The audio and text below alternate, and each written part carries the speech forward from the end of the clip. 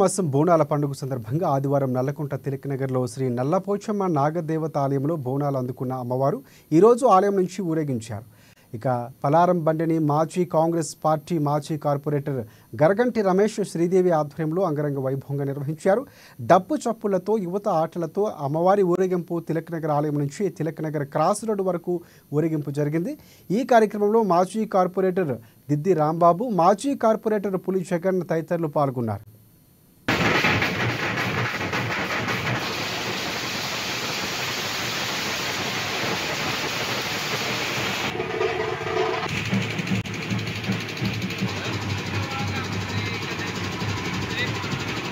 ఈ రోజు అమ్మవారి రథోత్సవం పలహారం బండి ఉదయింపులో భాగంగా మరి తిలక్ నగర్ అమ్మవారి గుడి ప్రాంగణంలో కూడా ఆర్కెస్ట్రా ప్రోగ్రాంలు భక్తి అమ్మవారి భక్తి పాటలు కూడా కార్యక్రమాలు కూడా పేర్ని నృత్యాలు అదేవిధంగా జానపద నృత్యాలు ఆర్కెస్ట్రా కార్యక్రమాలు కూడా ఏర్పాటు చేయడం జరిగింది. ఇవన్నీ కూడా స్థానికంగా ఉన్నటువంటి ప్రజలు కూడా అనేక మంది తిలకించి మరి అమ్మవారి భక్తి శ్రద్ధలను చాటడం జరిగింది.